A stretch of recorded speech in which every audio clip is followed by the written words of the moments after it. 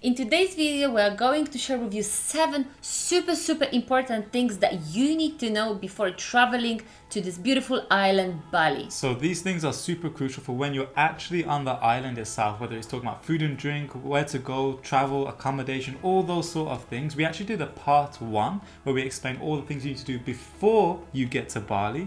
But now these are things that when you're actually in Bali, what to look out for, what to expect when you are there. Also, good to know all those small points so you won't feel lost while you arrive.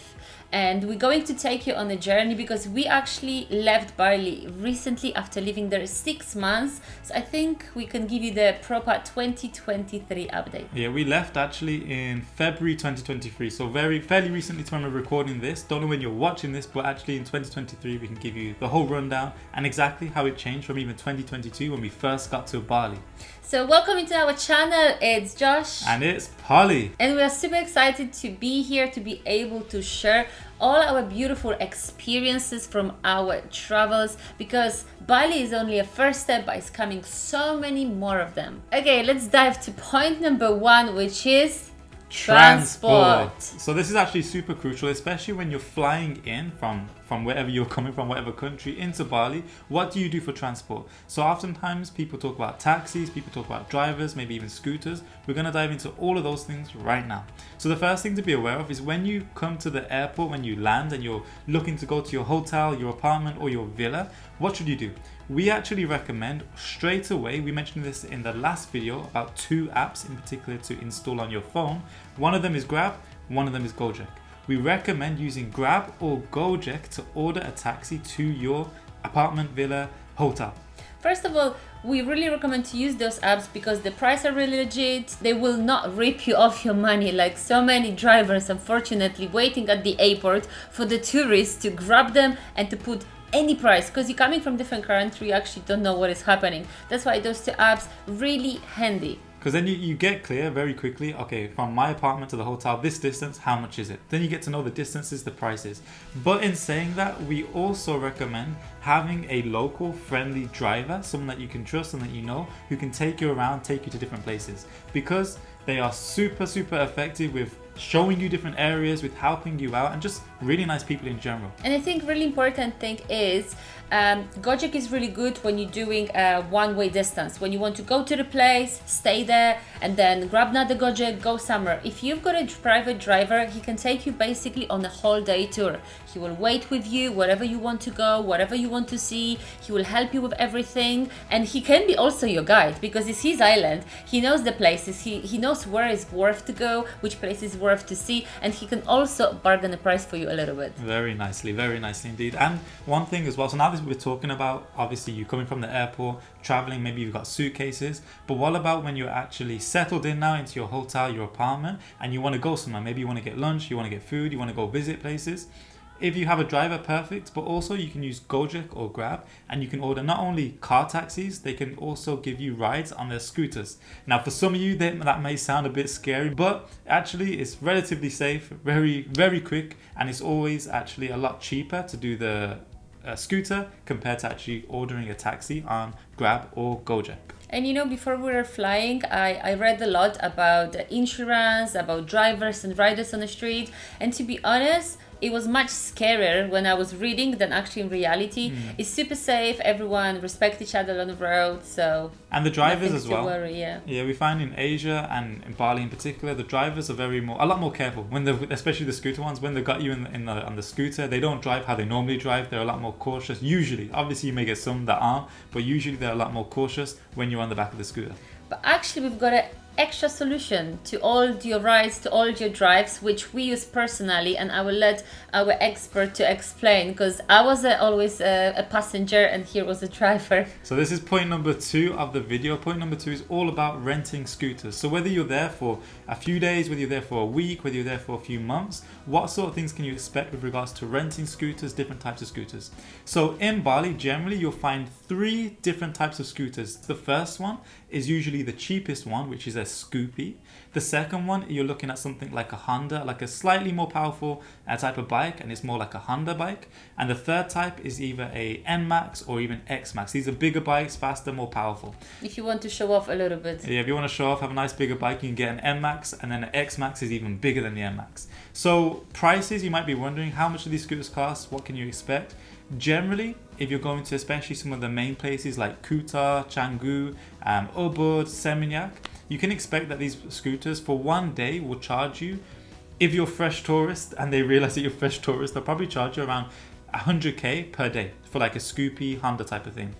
But you can, and which is one of our next points, we'll mention a bit about this as well, you can actually bargain and bring the prices down, especially if you're staying for a bit longer. So to give you a bit of an idea of what we did, for example, we got, I think, a Scoopy for around about 1 month, 2 months, and because we booked for 1 month, they actually let us get it for around 70,000 IDR to 60,000 IDR compared to the 100,000 that they initially offered. This isn't all the places. Some places are very, very strict and they're like, no, 80,000 is the lowest or 100,000 is the lowest. But to give you an idea, generally you're looking between 80,000 to 100,000 IDR per day for a Scoopy or a Honda. And actually it's super easy and super cheap to top it up, that kind of motorbike, with a petrol stations. You'll see how they look like. They everywhere. They basically got a petrol in plastic bottles sometimes that they fill up your bike, and it's super cheap. It's like what, 20,000? 25,000 for a bottle. Yeah. You can fill up the tank easily with 40,000, maybe 50,000. And how long you can be on a one tank? 40,000, 50,000, like one tank was keeping us, and we were traveling fairly regular. Every day we were going back and forth from different places. One tank would keep us for at least a week, I'd say. At least a week, 5 days to a week. Depending on your travel, 5 days to a week, you can keep that tank. And 50,000 IDR is nothing. Like, we'll put the pounds and the dollars on the screen, but it's actually really, really cheap. Bike is definitely a lifesaver. I can't imagine us being in Bali without a bike. We could explore so much, we could travel and move ourselves and be independent and don't rely on any taxi, on anybody. So bike is a must-have. The only thing that I would like to mention, make sure you know how to ride the bike. Make sure how to know how to bike. I didn't ride it, I had a driver. But a pretty good driver. Yeah. One bonus thing though to do with petrol or fuel with the bikes is noting that if you go to an actual petrol station, you'll notice them, they look like a regular petrol station. The fuel is slightly cheaper than if you was to go to a shop where they've got either the bottles, what we mentioned, or even one of those canisters that they pump up. The petrol at the petrol station is slightly cheaper, but not massive difference. But just if you're really on a budget, it's for you to know that the petrol stations are cheaper. I don't think we ever went to petrol stations. No, not because also it's so many queues there. Because all the locals are going to the petrol stations, so basically bikes are queuing. It's just so much easier. Like, you're driving on the road. There's so many of these little pump shops that you just drive, you stop, they pump it up, you tell them how much, they pull it in, done. There you go, get yourself a bike. Smoothly moving to point number 3, which is shopping. We actually covered a little bit in the previous video. Remember to don't pack too much, that you'll be able to buy so many beautiful things. Your eyes will be like that, like my one were. You can buy souvenirs, clothes, cosmetics, accessories, anything and everything. And now the most important thing is what they will do with you.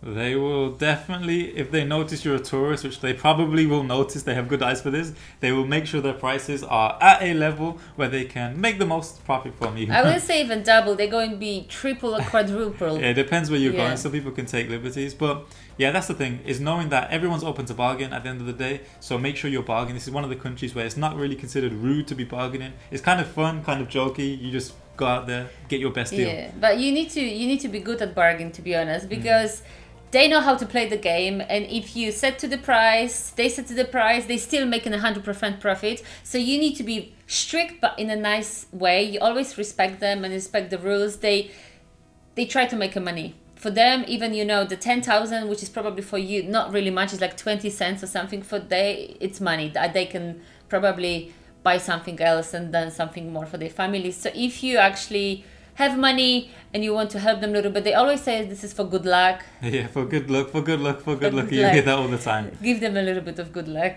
But you know, as well, the reason why we're making these videos for you guys, whoever's traveling to Bali, is because we actually, being there for 6 months, we made a few different mistakes kind of thing on the journey. So we learned, whether it took us a few weeks or even some months, to kind of figure out our navigation or how this all works. And to give you an idea, actually, I think it was our first day when we was in Kuta, on Kuta The Beach. bracelets. Yeah, Oh, we got ripped off. Oh, big time. Like, and the thing is, it's not even massive amounts of money. It's just knowing that on that first day, someone came with some bracelets.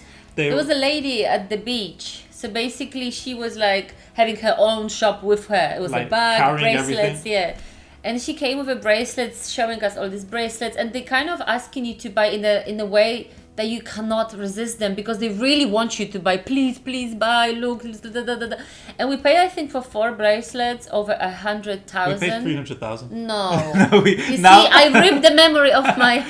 The trauma cancelled the memory because we paid 300,000, and then I think a day later we realized for 60,000 you can get a motorbike for like a day. 70,000 you get, and we was like, hold on, we paid 300,000 for like, I think it was 3 or 4 bracelets, like not crazy type of bracelets, just like little bracelets, right? Probably bracelet will be like 10,000 or 20,000. Yeah, that's the thing, because one of the days actually I saw these bracelets on the market, and it was like pretty much the same bracelet, and it was like 10,000, 25,000. Maybe our one had a special power. Yeah, that's what we told But ourselves. I remember when the lady made the money on us, like when we paid her, then she ran to her friends. Man, she was celebrating, and all her friends came on us, and we're like, no, we've got already. But probably she was like, that's the making machine money there. Yeah, they just saw dollar signs. Yeah. But no, we're sharing this with you guys so that you know, like when people tell you the prices, know that generally it's not the price. Only, like Polly said, there will be some shops that do say fixed price outside. But if it doesn't say that, then you know that you're ready and open to bargain. Yeah. So have fun bargaining. Yeah. Point number 4, and is our favorite. And why is that?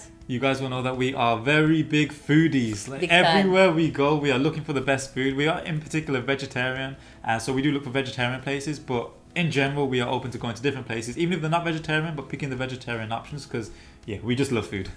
Yeah, so actually you can have Balinese food in Bali, well, obviously. And it's so many different places they calling warungs. It means they are not proper signature restaurants. They small shops, sometimes they on the street a little bit, and they're making really delicious food. It's everything homemade, so you can find so many different things like tofu for us, tempeh, chickens. Very popular is pork in Bali, noodles, rice, different vegetables like sauteed vegetables. And actually we had one warung that we were always going there after the gym, when for one portion of nasi goreng is a fried rice with vegetables. It's like their signature, one of their signature dishes. And the fried egg, it was 10,000 Indonesian rupees, which is, let me check, is 55 pence. So like not even a dollar, not even $1 for like an actual portion of rice. And then usually you get it with chicken, with egg, different things. So it's really good. To be honest, if I'm being honest with you guys, me personally, I don't really like to eat from places that... Oh no, you're very fussy. that don't seem like, how do I say this? Like... clean enough for him.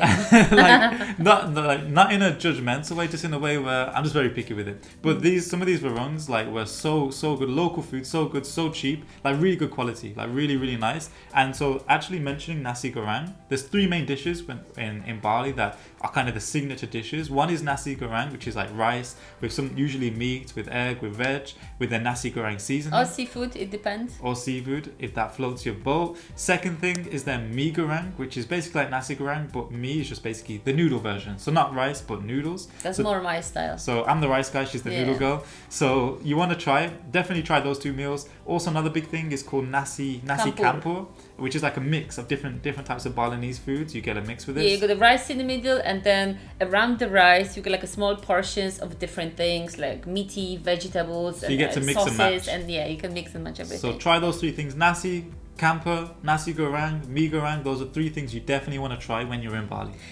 And just extra thing for you to be aware, we did enjoy a lot Bali food. However, we were there for 6 months, and as much as we like it, it was hard to eat every day, you know, fried food, deep fried food, and that kind of, it's kind of heavy food, right? Yeah. And I need variety. I get sick of the same cereal after like a week. So like, never mind for 6 months. So we need So variety. actually, Bali it's amazing, amazingly equipped with restaurants for tourists. It was a plenty of restaurants that they created for tourists with Western food, European food, Indian food. You can find the food from all around the world. And just to put in consideration, the prices are different. So we usually, for 2 people, we're spending plus minus 500,000 IDR, which is roughly £27. $33. So it's still much cheaper than we would spend in UK or even in Poland, I would say.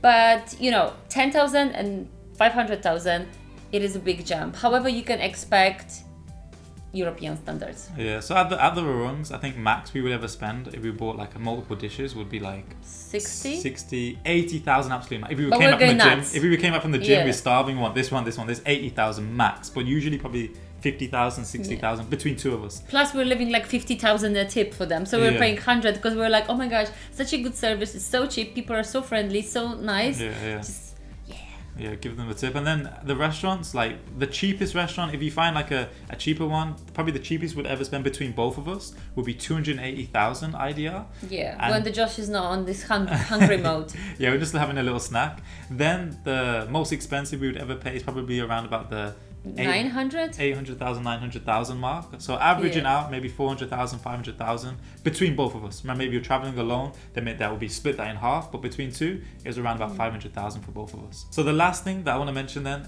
about this is the restaurants. The reason why as well they may be more expensive is because the rungs don't have to pay tax, right? Generally, the restaurants pay tax, also have service fees. So these things add up to stack the bill a bit higher. Yeah, definitely. But for those of you who like to cook food as well, it depends actually for how long you're going to Bali. Because if you're going for 5, 10 days, 2 weeks, you probably won't even have a kitchen in your villa. You just go with the flow when you eat in the restaurants, enjoy. But for those of you who plan to go for a little bit longer, like we did for 6 months, for us was really important a kitchen space. We do like cook, we do like make our own food, we do like eat healthy. So we were doing a shopping quite frequently and cooking nearly every day at the point where we were sick of Balinese food. I'm joking, I'm not. So we were doing shopping and actually we found a big European, I always say this word, but like a shop for tourists. It's a huge supermarket. First is a Pepito, and you can find Pepitos all over Bali. Wherever you will go, there are Pepitos there, and you basically can buy anything. Like you will be in your country. Let's say they're not gonna have all the quality cheeses that I would. She's a go cheese for it. lover, so Yeah. she was like, "Where's the cheese? Where's the proper cheese?" But you can buy everything there. Pretty much everything you need. Another shop called Delta. This is particularly in Ubud area. We had a Delta. I'm not really sure if you can find Delta, but I believe so in different parts of Bali. They're very complex. Very easy to find. Very easy to find. Just Google Delta Pepito. You'll find these big supermarkets. As long as you're on main island. If you're on any like Nusa Cenagan, Nusa Lembongan, then there's no Pepito, no Delta. But if you're on maybe Nusa Penida, might have. We didn't go to Nusa Penida ourselves. They may have. I think they did have at least one. But definitely mainland Bali, you will find Pepito and Delta. And then you can be a chef in your own kitchen. And prices at those Pepito Delta is kind of similar, I would say. I'm from UK, Polly's from Poland, so similar to European prices. Maybe. Well, I guess UK is doubled on Poland, but Yeah, okay, yeah, but no, different. I think the prices were pricey. Most important thing is all the items they're not from Bali. They're imported. So they Yeah. imported everything from different countries. That's why the prices are higher. Yeah. But you know, But if you find local stuff there, then it is very cheap as well. we actually were buying vegetables in the local market very often from like a lady that she had everything we wanted to and was much cheaper. All the fruits and all the veggies. So. You might be wondering, like, how do you know, like, where to find these ones? These ones, they don't really have names, but you'll find them. If you're on, like, either in a taxi, with a driver, on a scooter, and you're just driving, you'll see there's, like, loads of fruits outside. You'll see the dragon fruit, you'll see snake fruit, you'll see papaya, you'll see all these different fruits. And then inside, they'll have fruit and veg as well. And they'll have some, like, seasonings, different type of things you can Obviously, you pick need to pay by cash. I don't think they've got a card machines, but you will see the huge drop in the price. You can have a whole bag of vegetables when in Pepito probably you will buy a broccoli. So yeah, something like that. Okay, very important thing that I will just mention quickly. You will be aware of it, but it's like a must know. Never ever drink a tap water. It depends where you come from. In UK, people drink a lot of tap water. In Bali, you cannot. And just be aware of that, because if you will drink a water from the tap, then you will have a Bali Belly, which is not really a good experience. Fortunately, we did not have that problem. Unfortunately, on our last week before we were leaving Bali, we actually got food sickness a little bit, which was pretty intense. After 6 months, can you imagine? And the funniest thing is that we went to Italian restaurant. If you ever get that, yeah, you know, a local restaurant. But if you ever get like anything like that, what we found out, and I guess this is personal preference, but what we found out a lot was coconut water, because it's kind of fresh, it's kind of rejuvenating, not too heavy on the stomach. You still can clear out what you need to do, but the coconut water is nice, rebuilding the electrolytes. And the coconuts there are super amazing. Like, coconuts are everywhere in Bali. Coconuts drink every day. Yeah, literally almost every day we have coconuts. It's about 20,000. If you will go to restaurant, it will be 30,000. 20, 30. But if you ever try coconut water in your country from the store, and then you will go to Bali and try real coconut water from the coconut, trust me, you will never want to drink that coconut water from the carton. Yeah, it's so a much huge difference. It's so good. And also, if you will get sick, there's so many pharmacies, you can just go there. I went, they gave me some probiotics, right? And it was okay. Look out for the word apothec. Apothec. Apothec. So point number 5 is all about weekly living. So obviously this one will depend on how long you're going to be there, what you plan on doing. But generally, if you're there for, I would say, longer than a week, 2 weeks, you will have to consider at least one of these points. The first one being, I forgot. Gym.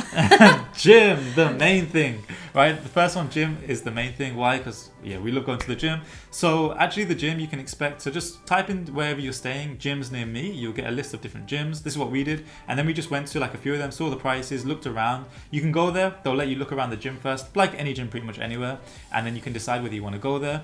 Price wise, you're looking at around about, depending on the gym, the facilities, how new it is, you're looking at around, one time will generally be on average between 80,000 to like 100,000. It depends on the standard, right? Of the Yeah, gym. a lot. Like we found one gym that one time was like, I think 25,000, right? Which was super cheap, 25,000 to 50. Yeah, not surprised. Yeah, we was- went there and we were like, okay. We went there, never went back. Okay, so even though it was 25, 50,000, we did not use that gym.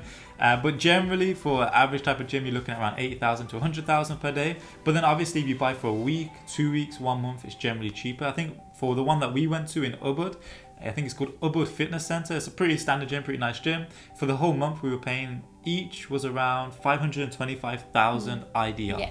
And that was for the whole month, so that was pretty cool. There were some that were like literally like, even in Canggu, there's this place called Body Fit. Is it Body Fit? Body Fitness? Something like this. Like Body Factory. Body Factory, that's it. One of the main gyms like in Bali, especially in Canggu. And there you're looking at around, for 1 day, it's like 300,000. And then for like a month, you're looking at like 2 mil, 3 mil, 4 mil, something in that region kind of thing. So it really does vary, but on average, you're looking at around about 500k plus for a month. Obviously, if you're not really a gymmy person, there is so many yoga centers and yoga places that you can pick any class you like, starting from vinyasa, hatha yoga, stretching, some crazy stuff. And classes roughly are about 150,000 per class. It depends on the class, on the length of the class. Sometimes they're doing like a retreat or 1 day retreat, so you will pay a little bit more, but you will spend the whole day and learn so many beautiful spiritual things. So yeah, check it wherever you will be staying, check around what is happening in your area. Okay, now really important thing from my point of view was laundry. Because wherever you will go, I guarantee you won't have a washing machine. And of course, if you're going for a 1 week, you've got a set of clothes that you've got prepare, count, you don't need to wash, cool, that's fine. If you're going for a little bit longer, you will need to rewash things. So Bali is really kind of famous of having laundry places. And the laundry places are not typical laundry place that I would imagine that you go to America, you've got so many washing machines, you check your stuff. It's very different. It's very different. You basically, it's a shop that you give your clothes to the lady. They doing everything for you. So they wash, they dry, iron. I prefer this one, to be honest. It's so much easier. Yes, it is easy. It's very handy. It's extremely cheap because they weight your clothes, and the price roughly is per kilogram around 10 up to 15,000, which is nothing.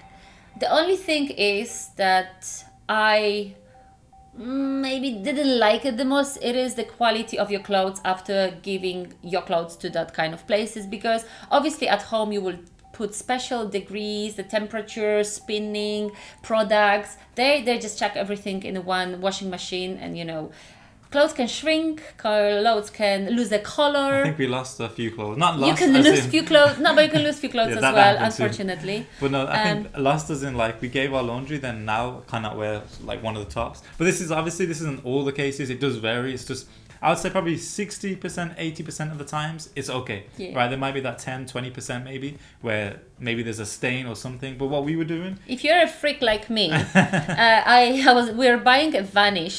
So like, you know, Vanish, a stain remover. And every time that I was packing clothes, I was putting white clothes on the side with the bottle inside of Vanish. And I was particularly saying that this needs to be washed separately with the Vanish. Yeah, so that was the solution that was actually helping our white clothes and stains. And last thing on this point actually is, if you are staying in a hotel and you think, oh, I don't need to think about this because the hotel have laundry, that is true. It's a lot more convenient if you give it to the hotel, but generally the hotel prices are significantly larger for laundry compared to going to one of these like shops outside on the streets or wherever you find them. Generally it can be 5 times, maybe even sometimes 10 times like as much for some of the hotel laundry services. Okay, now another point which is very, very important and you must definitely do while you're in Bali is a Balinese massage. I kid you not, you will have a 1 hour full body massage for from 100 up to 150,000 IDR, which is £5.50, in dollars $6.50 for 1 hour massage from top to bottom. It is really amazing. You can relax. They put the essential oils on you and you're there for 1 hour just lying and they feeling your body, you know, clicking whatever needs to be clicked, and it's just amazing. Big difference, and the quality is so good. Like, it feels like everybody there knows how to massage, like the ones that we went to. Even you don't want to have a full body massage, you can have a shoulder massage or head massage, or maybe only feet massage, or like anything They'll hook you like. They'll hook you up. Also, what I would recommend to all the ladies, go and do your manicure and pedicure. It's extremely cheap, extremely fancy. They know how to make a shape. Not like I've got it, because we know in Bali, but definitely treat yourself and go and pamper yourself a little bit in the beauty shop. And so the final thing we wanted to cover about weekly living is all to do with haircuts, right? Haircuts, hairdressers, that kind of thing.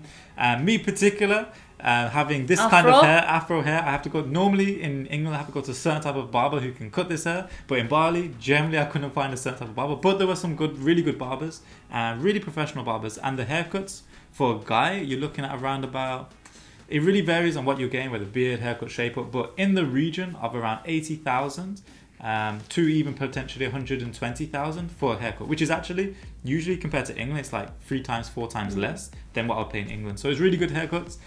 Depending, obviously, look for the reviews, see which ones, but you can find really good hairdressers for guys in particular. For women, well, you know, ladies, hair is super important, and especially if you bleaching your hair, if you balayage your hair, if you're making your dark hair lighter. And Bali, everyone got super dark hair, so I was really a bit scared. I was freaking out. I didn't want to go, and I've got my hairdresser since I've been 17. It's the same person that she does my hair forever and ever, so I really needed to do my hair. Actually, I needed to do it again.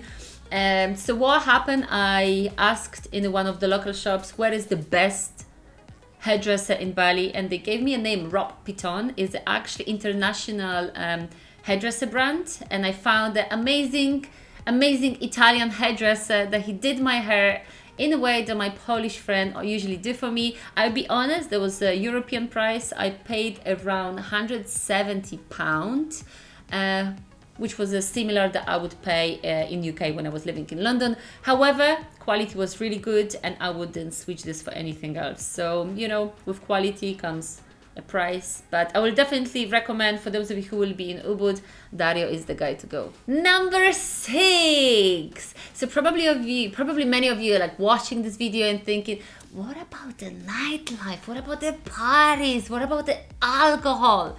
Okay, let's be honest here. We did not party too much because we went actually more on like a calming, connecting, spiritual journey when we were really want to relax, rejuvenate, and connect. However, I'm not gonna lie, I know that you can find the good parties. So if you guys are party animals and you actually want to have a really good night out, I know Canggu and all the seaside is the place to go, with so many different night parties, clubs, discos, bars that you can dance, get drunk, probably meet somebody and have fun. To be honest, on that strip, Canggu, Seminyak, Kuta, like that whole strip on that side of the island, you'll pretty much find loads of clubs, loads of different places that you can go, loads of bars. Lots of sleepless nights for you. Lots of sleepless nights. And even as well, to be fair, in Ubud, you can find certain things. But generally, Canggu, Seminyak are kind of the more main areas for like nightlife and partying. Alcohol, if you're looking to buy alcohol, it's pretty much a similar price, I would say. Like there's some places where you can find alcohol significantly cheaper, like maybe get cheaper shots. But generally in the restaurants that we went to, in particular the restaurants, you would see alcohol will be very similar price to what you're paying. Yeah, in the UK. cocktails roughly around £6-7. So it is not much cheaper than in Europe. If you would like to try cheaper their alcohol, it's called arak. Allah. Arak. Allah. Arak. Allah. So you can try arak, it's cheaper and you've got different fragrance, so worth to try. Other than this, you can get some beers and Bintang is a pretty... Bintang beer. Bintang beer is favorite. Pretty popular well, one. I didn't drink. Josh didn't drink. So... we are giving you our reviews based on what we saw while we was there and from some of the locals. And from people that we talk as well. Yeah, a lot of the locals were recommending different drinks to us, but we weren't drinking, but we were recommending them to you right now.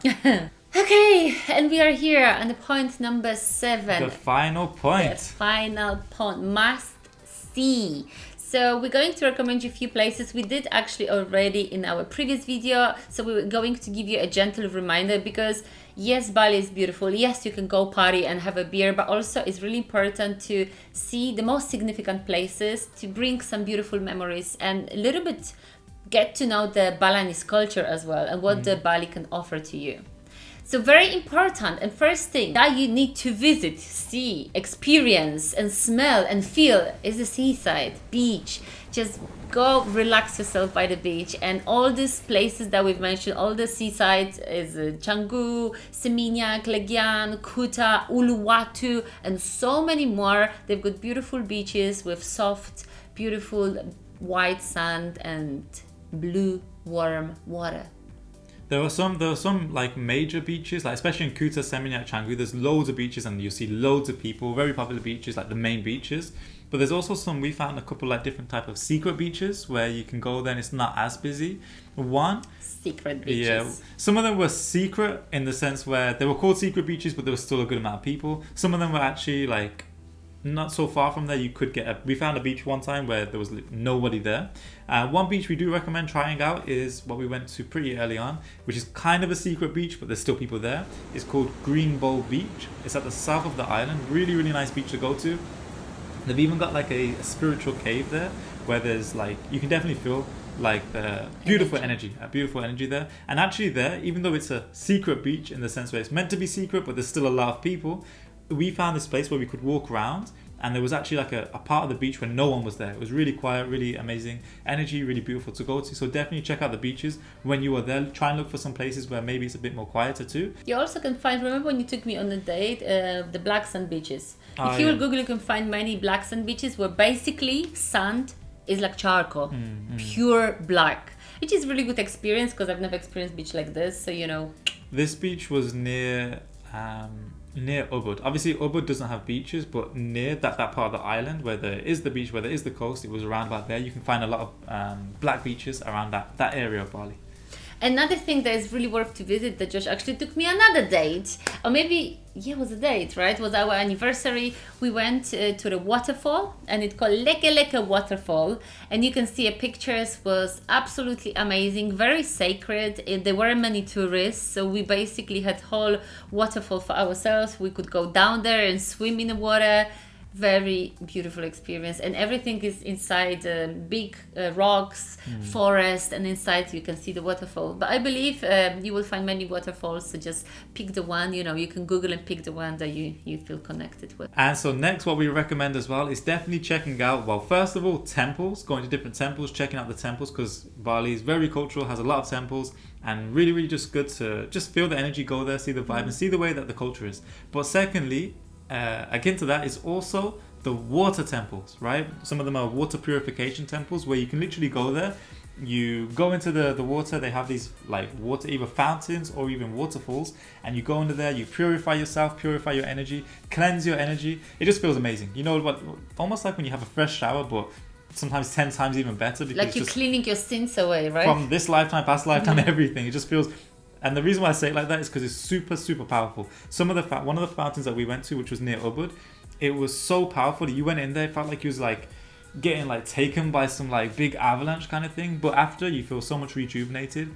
And especially if you get a guide with you, she will take you around, show you different things, give you different insights. Yeah, and you do rituals with her. So you're going to small different temples before you go to the main water temple. You've got flowers, you've got incense, you've got offering, and she guides you what to do. And we won't ruin it for you, but yeah. But the practice is very sacred. Yeah, and then when you're going to the main water temple, the lady mentioned to me when, for example, Josh was under the fountain, she said, "Look at the water," and the water was changing a color.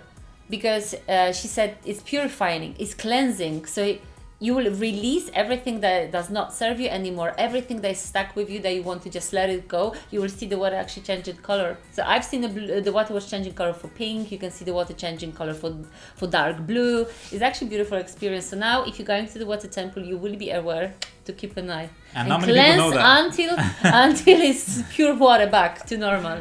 Yeah, actually, they don't really tell many people that. Like, we went, a couple of our friends went a few times, and the person never told them once. But we had this particular guide who like showed us a lot of different things. So you are one of the few to know that, to look out for the color of the water and see what changes when you're looking. It's definitely must go. You will feel like a brand new person. Like the water cleanses you so deeply, and you can just breathe again and fresh start. So what is really important to mention, to visit rice fields.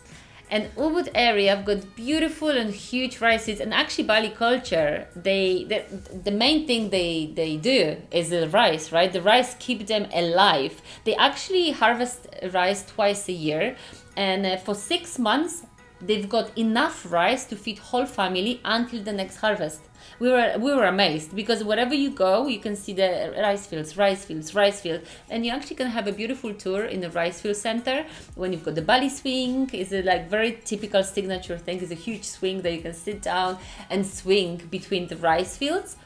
And around the rice fields, you can also find a coffee plantation, which coffee in Bali is made from a very interesting thing that I won't spoil for you, because I want you to find yourself. The coffee beans, they are made from something that you would never ever guess. Yeah, coffee plantation. Look for the coffee plantation near Ubud, and then you can come back to this video, comment when you find out, and let us know your reaction. Did you try a coffee? Okay, now another thing that I love so much, we mentioned in the previous video, is a monkey forest, where you can see monkeys, touch monkeys, have a picture of monkeys, observe monkeys, feel like monkey, jump like monkey, be like monkey. And it's a monkey forest, and it's actually full of monkeys. Sometimes you think like, okay, I go somewhere and I will see a monkey. No, it's plenty of them. Yeah, when we went there, we took the scooter, and I was fully expecting just to maybe look around the place, maybe see a few monkeys if we're lucky. But then as soon as we got there, before we even paid for the tickets and got there, we was parking the bike, and there was already like a bunch of monkeys waiting everywhere. for you. Yeah, waiting, seeing what food you got, being very nosy, inquisitive, curious, very cute. So we were already like, oh my gosh, we can see so many monkeys already. We haven't even paid for tickets to get in. Then when we got in, it was like different level of monkeys everywhere. But generally, we didn't see anything like that. The monkeys seemed fine, except for one of the monkeys tried to attack me for no particular reason, but obviously couldn't stand a chance with me, so it was all good in the end. Anyway, and actually let me say this, it was her fault, because what do you mean? because she was feeding the thing something that she should have been feeding it or something. I know, because they had a feeding places, and I was taking food and giving to different monkeys. Yeah, then she gave the food, and because the monkey then looked at me, because I was with her, like, I've got food for it, and he was like, didn't see me feeding it, so then he was like, you know what, I'm gonna swipe this guy's hand, see if he's got any food. There was no food, but then should have saw the monkey. It was all good, sorted out. But this one, I just love animals. And actually, you can go to the Bali Zoo. You can go to Bali Safari. You can do rafting. You can climb ATV. You can do so many things, so many attractions.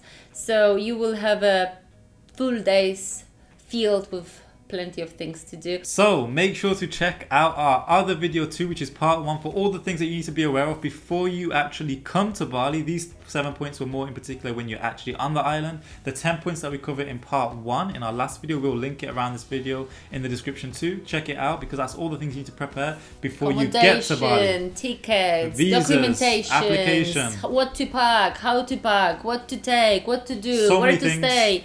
So many things. When to stay. So make sure to check that video out. But before you do, if you got any value from this video, you enjoyed it, make sure to hit the like button, and let us know, subscribe, and hit the notification bell next to it so you don't miss any more of these videos. Make sure to leave a comment. Other than that, keep an eye out for the channel because we will be posting so many different updates where we're traveling and different travel advice.